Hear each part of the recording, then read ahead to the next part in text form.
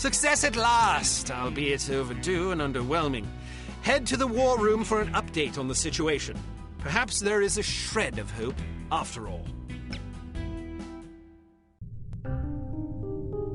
I can't believe this. She's late again. Where is that blasted girl? Give her a break, Smithy.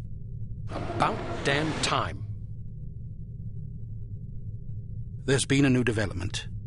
I heard about the Monte Carlo incident. Was it harm? Indeed, they've just issued their demands. What you know is that at precisely 1700 hours Greenwich Mean Time on September 19th, 1967, an explosion destroyed Club Metropole in Monte Carlo, Monaco, killing 47 people and injuring more than 100. What you do not know is that the source of the blast was not a mechanical device, but rather a man, Commissioner Maurice Albert. Because you are at least somewhat familiar with the research of Dr. Otto Schenker, you are therefore capable of comprehending both the plausibility of this claim as well as its implications.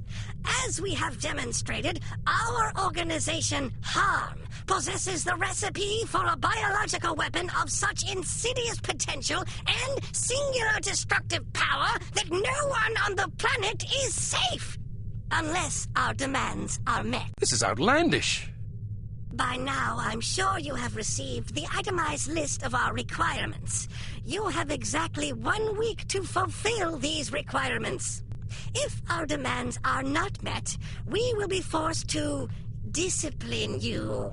Already, we have infected prominent individuals in 36 major metropolitan areas around the world.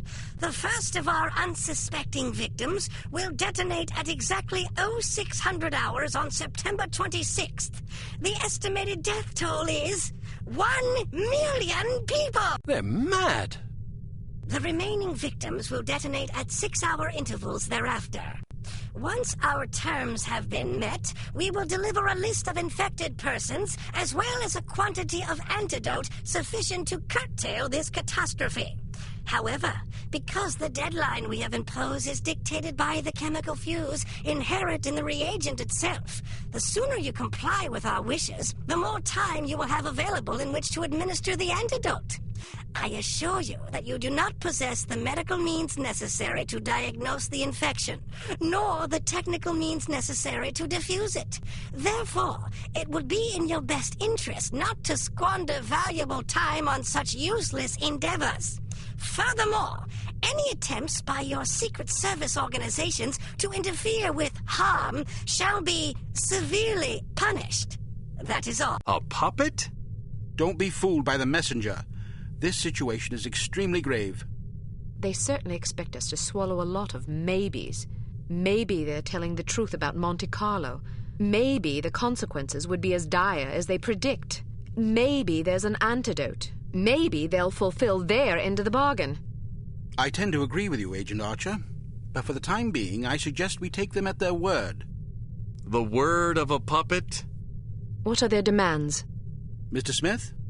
£50 million sterling, the continent of Australia, and an internationally recognized holiday to be known as Praise Be to Harm Day. I don't see the point. Presumably it is to praise harm. Not in the holiday. In their demands. It's obvious we aren't capable of fulfilling them. Harm must want us to forfeit. Nonsense. They may be madmen, but we have to presume they aren't completely irrational. Why even issue demands if their sole purpose were to cause destruction and chaos? Perhaps they expect a partial capitulation. That way they can get what they really want, the £50 million sterling. But they can also justify punishing us when we come up short on their other demands. It's obvious from the way they go on about their secret weapon that they're just itching to use it again. You hardly have the experience necessary to support such speculations. Archer may be onto something. In any case, Harm's motives are irrelevant. Our goal is to stop them, completely. No capitulation, no compromise. What about their warning? Once again, we must take them at their word. It is therefore imperative that we act swiftly and decisively. Our objectives are clear. We must obtain the list of infected individuals. We must get our hands on the antidote, and we must recover Dr. Schenker. And Volkov? He's only a threat if he knows what we're up to. If our theories are correct about Agent Lowry, Volkov shouldn't be much of a concern. What if your theories aren't correct? Then may God help us all. I hope we can come up with a better plan than that. What about the information we got off the ship? Well, the containers you photographed weren't accounted for on the shipping manifest, which comes as little surprise. However, much of the cargo aboard the freighter was on its way to a chemical plant in southern England. Not much to go on. Be that as it may, it's better than sitting on our hands waiting to find out if Archer's correct about Harm's intentions. And the captain's log? Useless. Shite. Tell us about this chemical plant. It's owned by Dumas Industrial Enterprises. Dumas? As in Baron Archibald Dumas? What do you know about him? Only what I've read in the papers. Apparently, he's a reclusive chap who spends much of his time hunting big game in Africa and Southeast Asia. No one knows much about him except that he inherited the company from his father about 10 years ago. We're counting on you to discover whether or not he's connected to Harm. And if he is? First things first. For now, try to get an audience with the man. Size him up. We need to know what sort of fellow we're dealing with.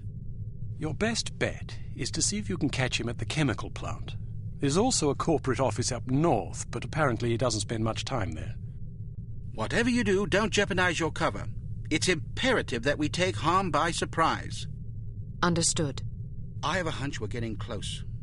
If this lead pays off, we'll be one important step closer to victory. Welcome to Advanced Field Tactics. We've cooked up a stunning new perfume for you. It temporarily blinds and dazes anyone caught in its influence. Do be careful not to spray it upwind.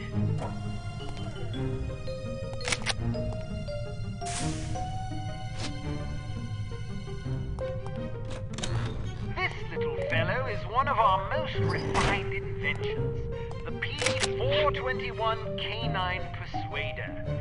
Just start it up with this convenient pull cord and set it on the ground.